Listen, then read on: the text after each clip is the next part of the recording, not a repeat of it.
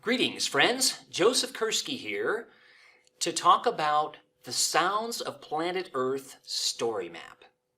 The Sounds of Planet Earth story map. What do I mean by that? Let's get into it, shall we? Planet Earth is a noisy place. Some sounds are made on, above, or below the natural landscape, and others by things that humans have constructed upon that landscape. Test your knowledge about those sounds by using my new Sounds of Planet Earth story map.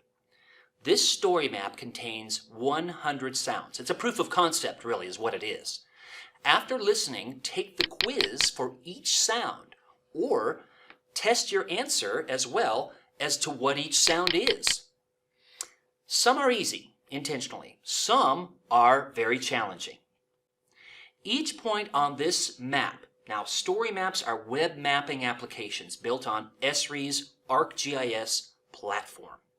Each point on the map is associated with a sound. You can navigate to each sound through the map interface or use the navigation bar on the left side of the map to move to each sound in numeric order. Or feel free to skip around to specific sounds. Once you choose a sound, a player appears, allowing you to listen to it. A link appears below each sound for you to submit your guess as to what that sound actually is. The quiz is optional, but it is a fun way to engage with the content.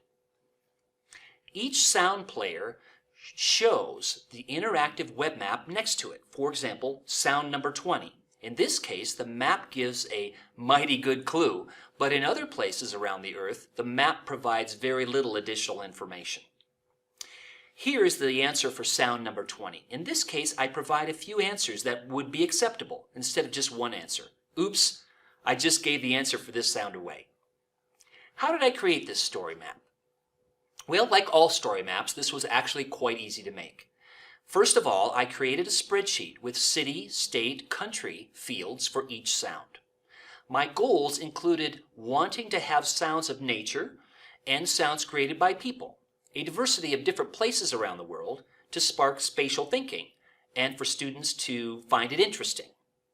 I used my own sounds because I own the content and did not need to seek permission to use them. So again, story maps are great for fostering permission discussions in class.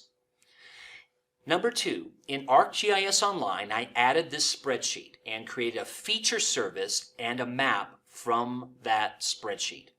In the map, I used a custom sound speaker graphic created by a wonderful artist that I know for the point symbol. Using the technique to access the new base maps that I discuss in this essay, I used the modern antique base map. Oh, I love that modern antique base map. What's not to love for this story map, for something fun and different? I used the new functionality with arcade, ARCADE expressions to label my features. I shared the map with everyone. Number 3, I selected and downloaded 100 of my videos from my own YouTube channel, again because I own the content, and used Camtasia from TechSmith to separate out the audio. Web utilities exist that allow you to download audio files from YouTube, but beware, most of them contain really nasty malware and worse. Camtasia works very well for this task and is much safer. Plus, you can trim your sound clips. Why did I download the videos in the first place? Well, I originally wanted to point directly to my YouTube audio from my story map, but after several tries, I could not get this method to work. So, on to plan B of downloading, stripping out the audio, and uploading, as I explain in the following moments.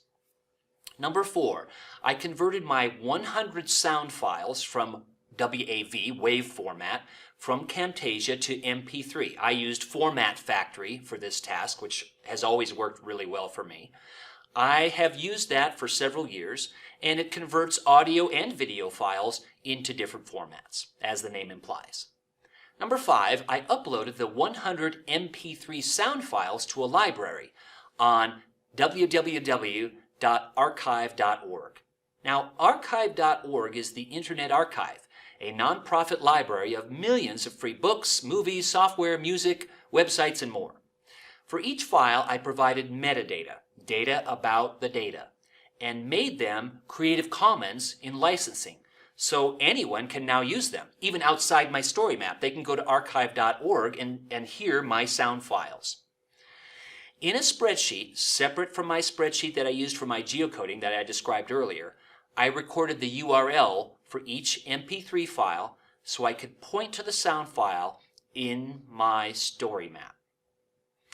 Number 6, I created 100 quizzes and answer keys. In my case, I used Google Forms, keeping it simple. I then viewed each quiz, recording the URL in my working spreadsheet. Number 7, I used the Map Journal Story Map app. There are about a dozen story map apps, Map Journal being one of the most powerful and wonderful of the story map apps, to build my sound story map. Pointing to the map that I created in the earlier step that I described, step 2. For each sound, I set the appropriate map scale and extent. For each sound also, I edited the HTML, pointing to my sound file and to the quiz. When done, I tested each sound to make sure it was working and that the correct quiz and answer key was associated with each sound. One of my blocks of code looks like this below, with the first string representing the sound file and the second string representing the quiz. So it shows that if you and your students can get comfortable with a little bit of coding, it can reap great rewards. You don't have to be a full-time coder, but this is what the code looks like. Now folks, I hope the story map is useful and sparks ideas for what you could do with these tools. I encourage you to continue your exploration by studying physical and cultural geography, getting out onto the landscape, and observing with all 5 of your senses.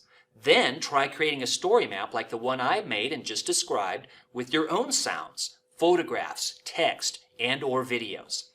You can use my technique or try another method of creating a sound-based story map. If this topic interests you, a few of my other favorite sound-based story maps include Alan Lomax's documentation of the music of the South. That is wonderful. It's got bluegrass, it's got stomping on the front porch of your house, it's got all kinds of great music in it, blues, etc. Also, there's a concert tour story map by the Grateful Dead. And if that doesn't make you grateful, get it? Grateful. There's More Dead Here from 1977 in another sound-based story map. There's the traditional Christmas holiday music from around the world story map. Really interesting to teach different cultural traditions as a story map. There's also the Sound of Music filming locations in Austria. Very cool, very wonderful story map. And there's also a story map that I was personally involved with, and that is the Lakota language story map that I created with my colleague James Ratlingleaf. Thanks, folks, for listening to my description of Sounds of Planet Earth story map. Hear the sounds, examine the map, test your knowledge, get out onto the landscape, observe with all 5 of your senses, and make story maps of your own sounds. Thanks.